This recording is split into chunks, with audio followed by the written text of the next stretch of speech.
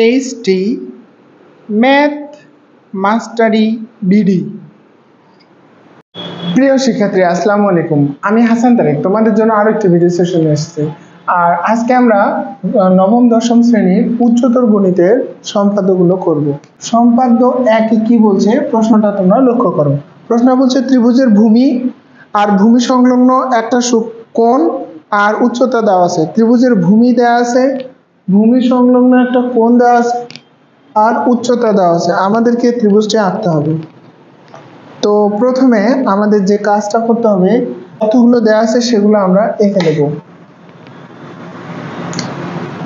প্রথমে ত্রিভুজের ভূমি নিলাম, তারপর ত্রিভুজের উচ্চতাটা একটু ভূমির থেকে ছোট নেব, একটা উচ্চতা নেব, তারপর একটা কোণ নেব। কোণ তোমরা 30-40 নিলেই হবে। একটা কোণ নেব। এগুলো তথ্য আমাদের দেয়া আছে। ত্রিভুজের ভূমি এ, উচ্চতা h এবং কোণ x দেওয়া আছে। আমাদেরকে ত্রিভুজটি আঁকতে হবে। এখানে নেই, কোণ x দেওয়া আছে, আমাদেরকে ত্রিভুজটি আঁকতে হবে। তো বিশেষ নির্বাচন, মনে করি ত্রিভুজের ভূমি এ, উচ্চতা h, কোণ x দেওয়া আছে, আমাদেরকে ত্রিভুজটি আঁকতে হবে। তো প্রথম স্টেপে ধাপ 1, যে কোনো রেখা বিধি থেকে আমরা একটা যে কোনো রেখা নেব। যে কোনো রেখা বিডি থেকে যে কোনো রেখা বিডি নিচ্ছি। এই তো বাঁকা হয়ে গেল। যে কোনো রেখা বিডি থেকে, এই যে বিডি থেকে, যে কোনো রেখা বিডি থেকে ভূমি এ সমান বিসি অংশ কেটে নিই। ভূমি এ সমান বিসি অংশ কেটে নিই।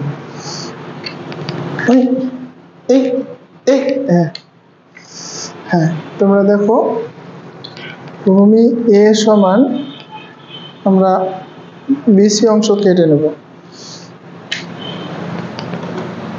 এটা ভূমি এ সমান বিসি অংশ কেটে নেব। তারপর বিকে বি বিন্দুতে বিসি এর উপর বিপি লম্ব অঙ্কন করব। তো লম্ব অঙ্কন করার জন্য আমরা একটা অর্ধবৃত্ত ব্যাসার্ধ নেব। তারপর ওই একই চাপে এদিকে এদিকে এদিকে, তারপরে এদিকে লম্ব কেটে নেব। এভাবে লম্ব আঁকা হয়ে গেলে আমাদেরকে এখন লম্ব আঁকতে হবে। এভাবে যোগ করে দিলে লম্ব হয়ে যাবে। সরি, আঙুল লেগে গেছে।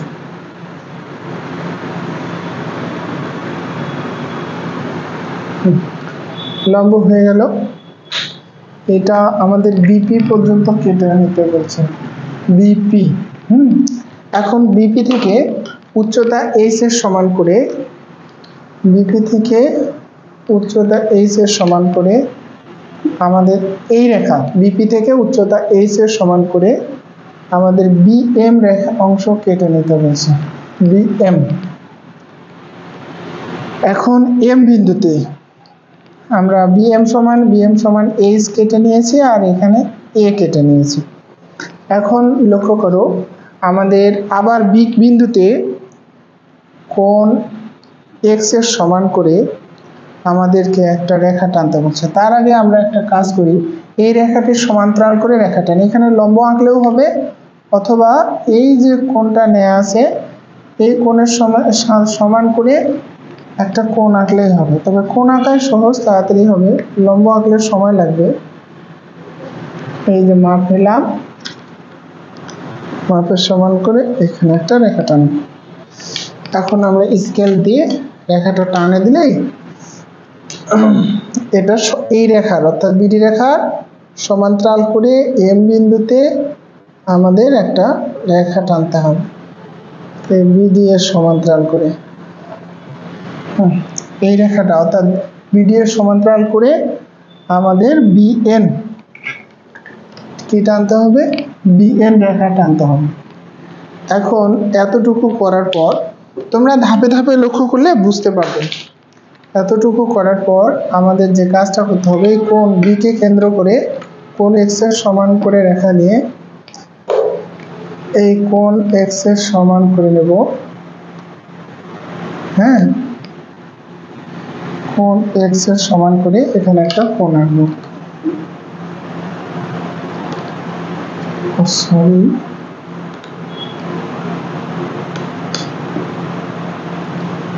এখানে মাপে এখানে দেবো, এখানে একটা কোণ আঁকবো।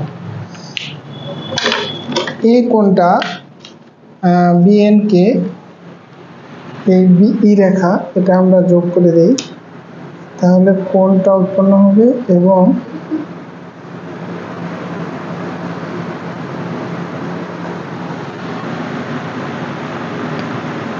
কোণ উৎপন্ন হবে।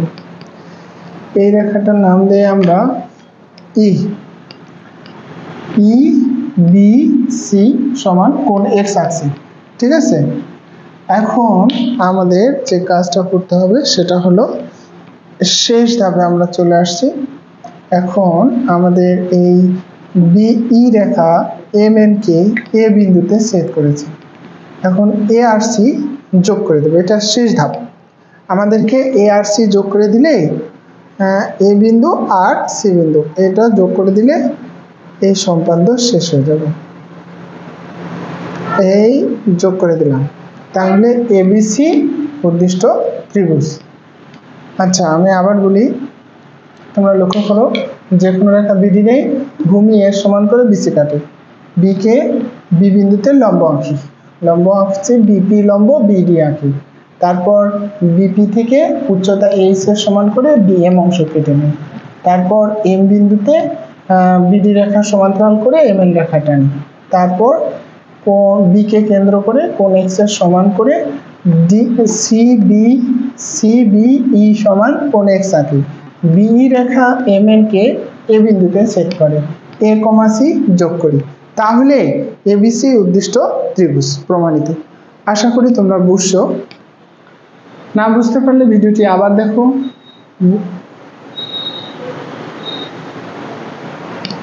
আমি আশা করি তোমরা বুঝছো।